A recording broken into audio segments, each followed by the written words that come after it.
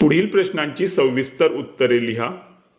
भारत व ब्राझील या दोन्ही देशांत स्थानासंदर्भातील कोणत्या बाबी वेगळ्या आहेत?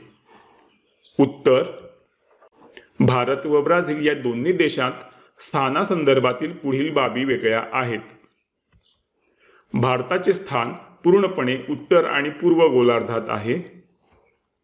ब्राझीलचे स्थान उत्तर, दक्षिण व पश्चिम गोलार्धात आहे. भारत आशिया खंडाच्या दक्षिण भागात आहे. ब्राझील दक्षिण अमेरिका खंडाच्या उत्तर भागात आहे.